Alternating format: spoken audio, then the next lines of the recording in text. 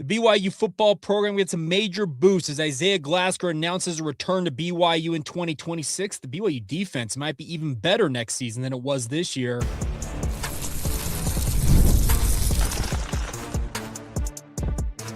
You are Locked On Cougars, your daily podcast on the BYU Cougars. Part of the Locked On Podcast Network, your team every day. What's up, everybody? Welcome into Locked On Cougars, your daily podcast focused on the BYU Cougars. I'm Jake Hatch, a 14-year credentialed media member at BYU, your resident BYU insider and expert as your host here on the show. And as always, thank you for making Locked On Cougars your first listen of the day. And once again, thank you for making Locked On America's #1 sports podcast network. Coming up on today's show, big news coming out earlier this afternoon. Isaiah Glasker announcing a return to BYU. He's running it back. What does that mean for BYU's defense? Well, it's not a bad thing. We'll get to that. We'll also talk about a guy that I believe could kind of be in the next mold of a Jack Kelly, a transfer portal target, and Cade Uluave. Who is he and why is he attractive to BYU? We'll get to that, and then we'll finish up with some ratings talk. Yes, the BYU football program setting a pretty high bar for themselves in terms of, if you look at TV numbers this past season, showing very, very well on the national stage. It's all brought to you today by our friends over at Rocket Money. We'll tell you more about them as today's show, progresses. Let's dive right in, though, and get started and talk about Isaiah Glasker. Obviously, there was some trepidation out there. It was, hey, is he going to run it back, or is he going to try his fortunes at going to the NFL? Zay has been nothing short of a revelation since arriving at BYU. And any of you who recall, and I cover high school football pretty closely, as many of you might know, in my day job for the KSL Sports Zone, I can remember all the way back to when Isaiah Glasker was this 6'4", 6'5", 180, 190-pound wide receiver and safety for the Bingham Miners in South Jordan, Utah. And I was like, okay, he's a pretty good athlete. I think he's going to work out pretty well at the next level. And then he signs with BYU, and they announce he's going to play defensive back. I'm like, okay, 6'5", okay, great. Tall, rangy safety prospect. Well, now he is a 240-pound hulking beast of a human being who has been nothing short of remarkable for the BYU football program, particularly over the last 2 seasons. His early run at BYU was marred by some injury concerns, but since he has kind of gotten that stuff under control, all he's done is become a dominant linebacker for BYU, and the trio of him, Jack Kelly, and this past year, I should say, was a very, very good trio when they were on the field. And obviously, you kind of interchanged that when they went to a 4-2-5 look. There were some injury concerns for Isaiah at times. He missed some time due to an ankle injury, and I can vividly remember the moment it happened. It happened at Colorado. I was there in the stands at Folsom Field. I saw Isaiah make a tackle early on in that game, and you saw him get up, and he was limping a little bit. And he admitted this, I think it was during the bowl season, that ankle injury suffered at Colorado really hampered him the rest of the season. He was never at 100% the rest of the way. Now, he gutted it out and ended up putting together a 66 total tackle season, had 5 pass breakups, 1 pass breakup this past year, had 4 previously in 2024, had 3 sacks, 1 forced fumble, 2 interceptions. So good numbers, but truly not the numbers that I think he anticipated, because I'm of the opinion that had Zay had the type of season I think he was envisioning going into 2025, it's a very decent chance today's announcement was him saying, thank you, BYU, for everything. It's been an incredible run in Provo, but I'm taking my talents to the next level, speaking to the NFL. But I think he fell short of that. I think the feedback I would assume that he got maybe moved him down draft boards that he would have liked to have been a little higher on. And he decided, you know what? Let's make it one more go at BYU. And with Jack Kelly off to the NFL, because Jack, unlike Isaiah, is out of eligibility, you are going to see, I think, Isaiah in a very prominent featured role next year in BYU's defense. It's not to say that he wasn't featured. Trust me. He was one of the best linebackers, best defensive players single-handedly for BYU defensively, and alongside Jack Kelly, made a fearsome tandem at linebacker. And obviously, you bolster that with Cialia Serra. But without Jack there next year, I think this is going to give a huge, huge boost to Isaiah Glasker's draft stock if he goes out and has the season that I think he could have, because coming off the 2024 season, you look at those stats in 2024, 70 total tackles, 42 of them solo, 4 pass breakups, 3.5 sacks, a forced fumble, 3 interceptions. And who could ever forget him doing the primetime shuffle right in front of Deion Sanders in that Alamo Bowl? He also had a touchdown on one of those pick sixes that year. And it really shows what he is capable of, speaking of Zay, just as a player. And I think had he improved on those numbers in 2025, yeah, he very easily could have been off to the NFL. But his decision to come back is huge for BYU in the context of, look at the core for BYU defensively right now. Keanu Tonavas has already announced he's coming back. John Talmoya-Peau put it out on social media. And any of you who might be lawyers that can help him out, he wants to get he had 1 year that he played at Snow College, junior college season. He wants to get that year of eligibility back to be able to run it back for BYU. If you get those two guys back at defensive tackle, you have the young core of defensive ends led by guys like Hunter Clegg, Kinelafono Hema, etc. at defensive end. You have a linebacking core that's headlined in this case by Isaiah Glasker and Siale Acera. And then you have in the defensive secondary a guy named Falatau Satuwala, Raider Damuni. We already know that Trey Alexander is all but confirmed he's coming back. And really the only question mark of guys that could, as we say, run it back, the term BYU's been using with these guys, is Shmev, Evan Johnson. If you get Evan Johnson back, and even, I'm not going to say without him, but you get that core of defenders back, that's a pretty fearsome group already for BYU. And we all know that Jay Hill is off to Michigan, and we're still awaiting an announcement of who the defensive coordinator is going to be for BYU. But whoever it is, Kelly Papinga or otherwise, and I still have my money on Kelly Papinga for what it's worth, I think that whoever it is has got some major weapons to be able to throw out there on the field. And in all likelihood, if you keep those guys healthy and get obviously another year of seasoning, another year of working out in the weight room, working on skill development, who's to say that defense can't be even better in 2026 than it was in 2025, even without Jay Hill, even without Gennaro Guilford? And those two, they're major pieces. They were big parts of BYU's success defensively, but you're not losing the identity of this defense. Kalani Sitake and Gary Anderson, they will make sure that what BYU has built over the past 3 years, it's not going to go by the wayside here. And having all this talent, all of these guys out there who are capable of contributing at a high level, led by Isaiah Glasker and the others on defense, yeah, that's going to be an incredible unit and a major boost to BYU's fortunes in 2026. Now, obviously, you have to fill in some gaps, and we'll talk about a guy who I think, at least from my vantage point, could kind of fill that role that Jack Kelly fills for BYU at linebacker last year, kind of that hybrid role. But you even have young talents like a Nusi Talmoya-Peau. What a phenomenal bowl game that he had in place of Jack Kelly, who didn't play in that game. You're looking at kind of the next generation of BYU defense, and we saw a preview of it, I felt like, in that Pop-Tarts Bowl, but it's very, very bright. So, yeah, no official word on Shmev, and I'm looking forward to seeing if and when Evan Johnson announces a return to BYU, because I sincerely hope he does. Now, he's good enough to play anywhere in this country, and I know that his position coach and the guy that developed him in Gennaro Guilford is at Michigan now, so who knows what happens there. But you get Shmev back, and I'm telling you, that defensive core for BYU, it looks downright elite and bolstered by some of the talent returning, some of the talent incoming from the high school ranks, and in theory, some transfer portal additions. Yeah, BYU's defense, it could not skip a beat. In fact, you could take another step forward in 2026, even without what many believe to be the architect and Jay Hill running things. So really, really good stuff there. Robert mentions Tausili Akana. Yeah, Tausili Akana became a fearsome pass rusher off the edge at points for BYU this year.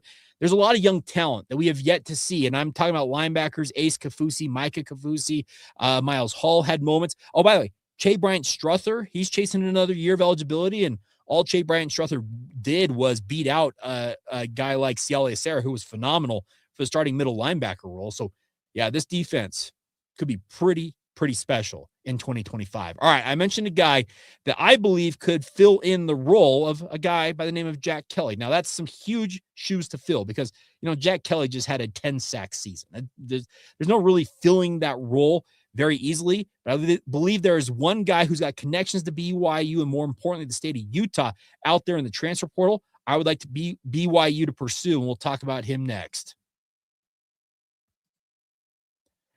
Today's show is brought to you by our friends over at Rocket Money. Let's be real, managing your finances can be overwhelming. Between subscriptions, you forget about bills that keep going up, and trying to figure out where all your money actually goes each month, because all of us can speak to that, I think, very easily. It's easy to feel like you're losing control, and who has time to track every transaction or hunt down those hidden fees? That's where our friends at Rocket Money come in, the personal finance app that helps you take control. It finds and cancels your unwanted subscriptions, monitors your spending, and helps lower your bills so you actually can grow your savings along the way. The best part, it tracks your subscriptions, let you cancel them right there in the app with just a few taps. No more hunting down customer service numbers and wondering, okay, is this thing actually canceled? The automatic transaction categorization, is a game changer. It finds exactly where your money is going each month. You can set budgets and goals, get personalized insights, and receive real-time alerts for large transactions, upcoming bills, and low balances. It does everything for you guys to help you stay on top of your money. It's the new year. We all obviously want to stay on top of our money. We want to be better when it comes to our money as well. So go to Rocket Money and let them help you guys get your financial goals in reach faster.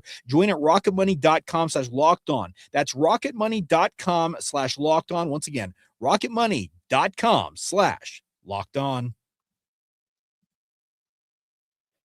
Thank you once again for making Locked On Cougars your first listen of the day, and thank you to all of you who make all of us folks over at Locked On, America's #1 sports podcast network. If you're watching this live on YouTube right now, I'm going to ask you one simple favor. It's a little thumbs up icon right there.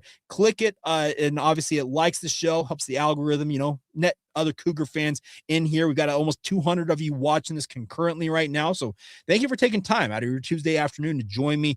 And as always, thank you for all of your continued support. By the way, if you're listening after the fact on demand, like the show, rate and review, share with your family and friends, do all the things we've done for 7.5 years now to build this audience into what it is. And as always, thank you for all of your endless support. All right. So, a guy that I believe that could be a major boon to BYU's defense, especially aided by the fact that Isaiah Glasker and others are already returning to BYU, is the name of Cade Uluave. Now, if you know that name, you know high school football at a deep level, because Cade was a Mountain Ridge High School product. Now, Mountain Ridge High School is one of the newer high schools here along the Wasatch Front. It's out in Harriman, right on the Mountain View corridor, if you know that freeway, out on the far west side of the valley.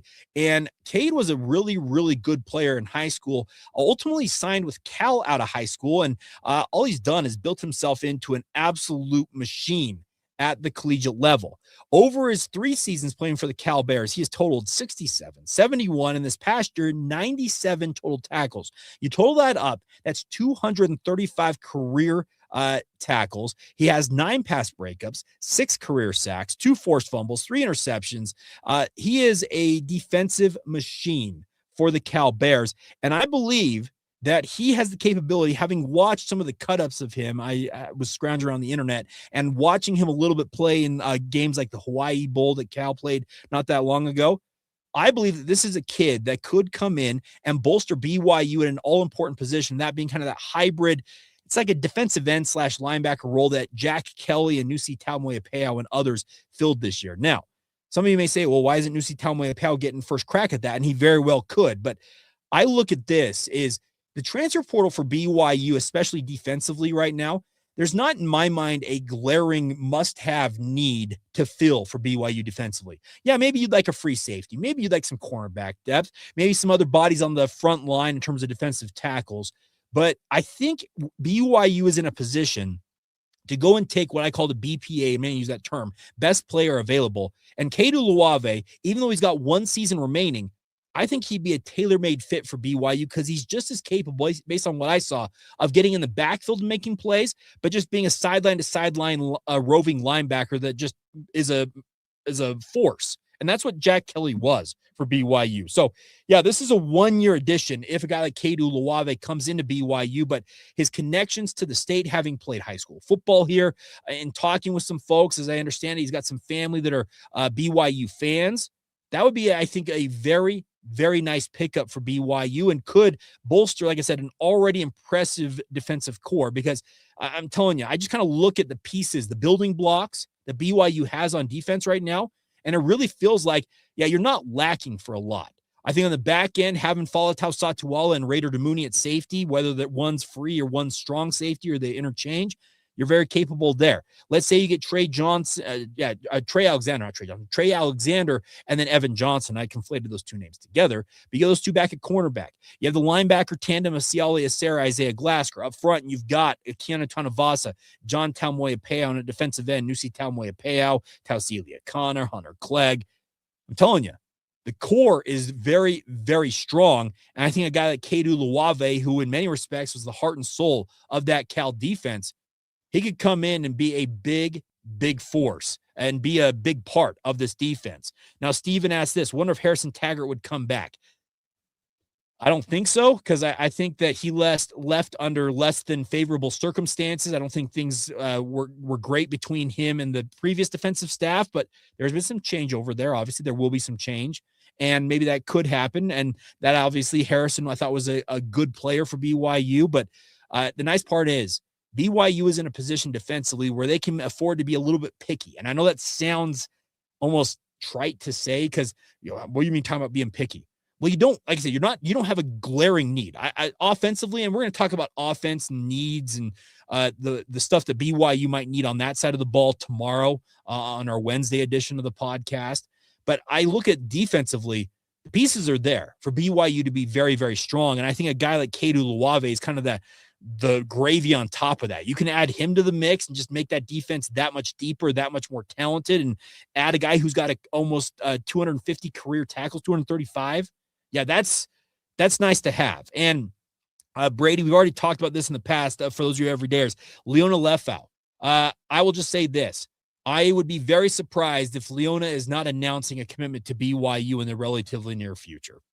Take that for what it's worth. So I think Leona, a guy who's had a lot of production at Texas, a guy like Cade Uluave at Cal, you're talking about pieces that obviously have played at a high level in some of the P4 leagues. Leona in the SEC, in this case, Cade playing both in the Pac-12 as well as the ACC most recently.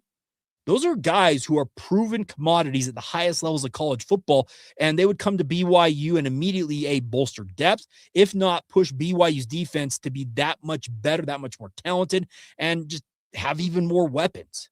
So I think that it's nice to have those options out there for BYU when it comes to the transfer portal, because it really is a case that whether it's Kelly Papinga or anybody else as the defensive coordinator for BYU, I think you are going to see them be able to say, okay, here's what we have. What pieces can we bolster that with? And I think a guy like Cade Uluave, his skill set, size-wise, he's tailor-made, I think, for BYU's defense, 6'1", 235.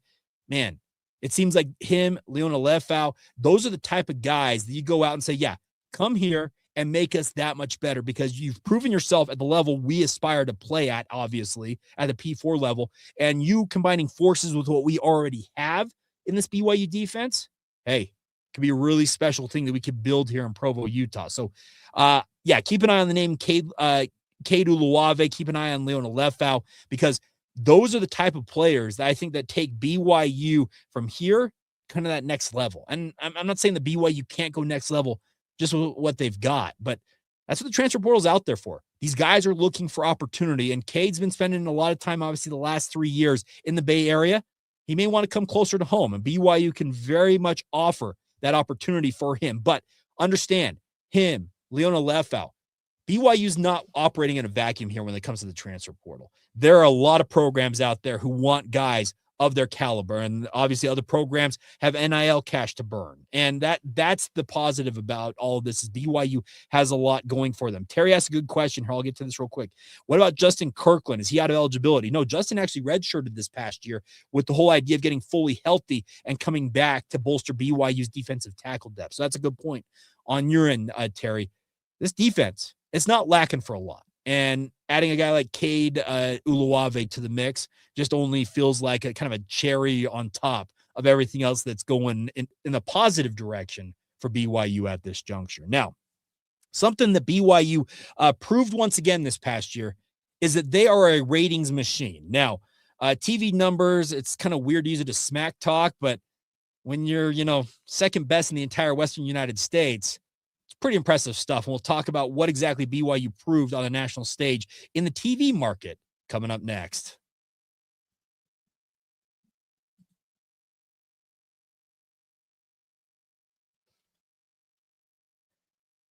Thank you once again for making Locked On Cougars your first listen of the day. If you want to be a true everyday, I would encourage you guys to join the Locked On Cougars Everydayer Club. Go to lockedoncougars.supercast.com. Get inside access to insight you won't find anywhere else, access to our members-only Discord server, a ad-free edition of the show for wherever you listen to your audio format of the podcast, Apple, Spotify. You guys get the gist. And if you want the all-access tier, it's access to our text service that obviously our former insiders group have access to. You get all of these perks. You can go to lockedonpodcast.com/everydayer to learn more about it. But if you want, go directly to the source, lockedoncougars.supercast.com. All right. If you did not see this yesterday, Super West Sports on social media, on X, actually, so I think where they put it yesterday, put this up, and I'm going to try and share this as I go live here, and so bear with me. But they threw out some TV numbers that actually really, I thought, were impressive for BYU when it came to this past season. Now, many of us understand that BYU is truly a national brand. I'm going to throw this up here. I'm going to push it to full screen so you guys can hopefully see this right there. If you can't, what it says is that the total reported TV viewers in the Western United States through December 27th, so that includes BYU's bowl game, because there's still a couple of college football playoff games to go that Oregon obviously is in the mix of. But Oregon totaled so far 42.89 million viewers on the season. Number 2 on that list, 37.56 million viewers, your BYU Cougars. Number 3 on the list, USC, more than 7 million viewers behind BYU, and then another 6 million viewers below that, roughly 6 million, Washington, then Colorado, UCLA, and then Utah. BYU was an absolute national brand in every sense of the form if you go by these TV numbers this year. And it was bolstered, obviously, by a huge ratings number when it came to the Big 12 championship game. I believe that one was somewhere in the 7 million range in terms of TV viewers when they played Texas Tech. And then, obviously, the Pop-Tarts Bowl. Now, the Pop-Tarts Bowl has become a cultural phenomenon when it comes to the bowl season in and of itself, is that it is absolutely a ratings bonanza because it's a spectacle. You have all of these mascots. You have teams eating a Pop-Tart on the field post-game. There's all kinds of publicity in the lead up to the game. Pop-Tarts does it right. They have shameless self-promotion, and that's exactly what bowl season's all about. But BYU and Georgia Tech delivered the highest college football playoff rating, non-college football playoff rated bowl ratings for the season, 8.7 million viewers. It is the largest audience for the Orlando-based bowl game since 1991 and the best for any bowl unaffiliated with the college football playoff since New Year's Day 2020 in the Citrus Bowl between Michigan and Alabama that had an incredible 14 million viewers. Now, the incredible part about this is that according to sportsmediawatch.com, that Nielsen, who does these ratings numbers, did not begin tracking out-of-home viewing in its estimates until 2020 and did not do so in 100% of the markets until last February. So as they point out, as they're shifted to what they call the big data plus panel methodology that combines its traditional panel with data from smart TVs and set-top boxes, it says that those changes will generally skew comparisons to last year's, much less, obviously, in previous seasons. But they add this.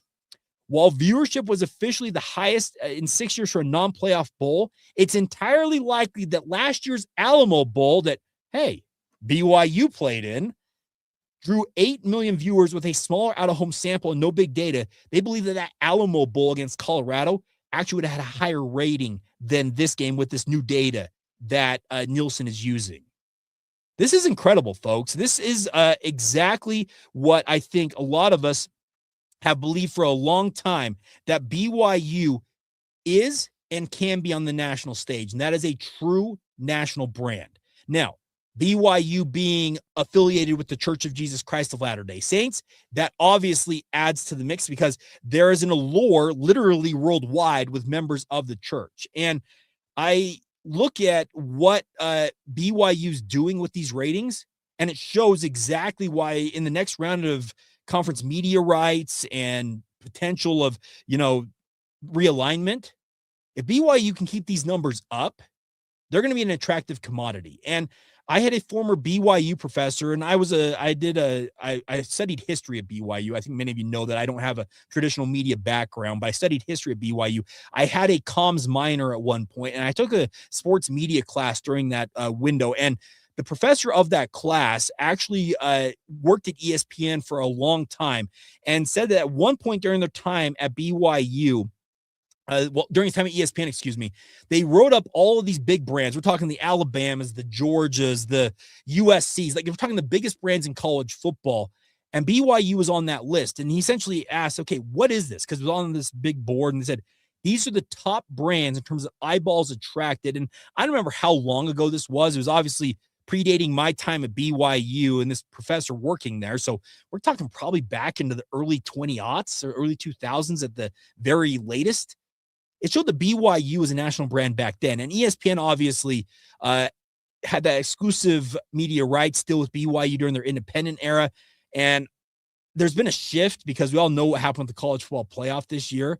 But you can't argue with these eyeballs.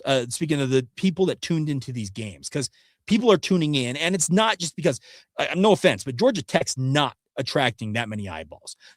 Colorado last year, yeah, well, obviously with the Heisman Trophy winner, Deion Sanders, Shedeur Sanders, that attracted eyeballs, but all BYU did was put on shows in both of those games. And I think I stole kind of away the audience saying, man, this BYU team's pretty dang good. So I would like to think that with these numbers, maybe some people at ESPN who have seemingly turned their back on BYU when it came to the college football playoff may turn right around and say, hold on, what numbers did they do? Because you would like to think that BYU is going to be a fairly, not to say fairly, but a pretty talked about team this offseason. And John asked this question. It's a good question to ask. What's the chances of being ranked inside the top 25 for the year? Should be top 15, but we all see what ESPN thinks.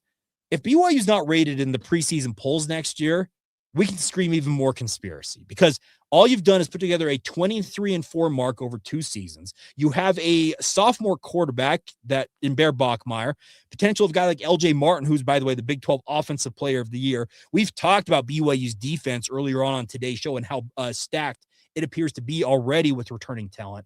If BYU's not ranked in the top 25 next year, yeah, get ready. We'll be talking about, as Jeff Hansen likes to talk about, why anon? Because at that point, it's out in the open. It's pretty blatant. It's already been pretty blatant with what the college football playoff did to BYU this year, but these ratings numbers show that this BYU team, it brings eyeballs. And obviously with the talent returning, yeah, it should be a top 25 at the very worst preseason team. And I hope that holds true. Now, Terry asked this question, is Bear coming back for sure? We don't have an official announcement on that, but I am expecting him to come back until told otherwise, because I think that he's had a phenomenal run. His offensive coordinator is still in place. Why would you want to leave a place that you just put up 3,500 total yards, one of the 5 best seasons in terms of 35 plus 100 yards is like, we're talking the Steve Youngs, the Robbie Boscos, we're talking elite numbers. And he was just a freshman. So things look good for BYU, and we'll see how much better it could get if they can keep these ratings up, because that shows that BYU is an absolute force on the national level, because people tune in and they're watching BYU. And obviously that furthers the aims and mission of the Church of Jesus Christ of Latter-day Saints, what BYU aspires to be, what BYU football is. And yeah, there's some pretty incredible stuff. So yeah, I do expect, my personal opinion is, I do think that guy like Bear, I'd be hard pressed to think that he leaves BYU, because he's got a good thing going here. Why would you want to upend that? Now, money does talk, but I'm expecting him back in a Cougar uniform. I'll just say that. All right, that's going to do it. As always, thank you for all of your support. I'm glad that the technical issues that slowed me down last night from getting this episode out got sorted out. And hey, you know what? It worked out that Isaiah Glasker announced I could talk about it live and react to it. So tomorrow on the show, we'll talk more about the offense. The theory of, okay, let's say you do have Bear Bachmeier and maybe LJ Martin back. Well, the building blocks for BYU's offense may not be that far off of what BYU's defense has as well, and could mean that BYU is in even better position than we all thought. We'll talk about that tomorrow. We'll also get you ready for BYU and Arizona State in basketball, the second Big 12 game of the season. Sun Devils coming to Provo, Utah, home opener for the Big 12. We'll talk about all that ahead on tomorrow's show. And as always, Thank you for your support of this podcast. If you want to take it to the next level, join the Locked On Cougars Everydayer Club. That's lockedoncougars.supercast.com to check that out. It's also available to click in the show notes if you want to check that out. And as always, thank you for making Locked On Cougars your first listen today. Go make your second listen to our friends over at Locked On College Football. And we'll catch you guys again tomorrow as Everydayers right here on the Locked On Cougars podcast.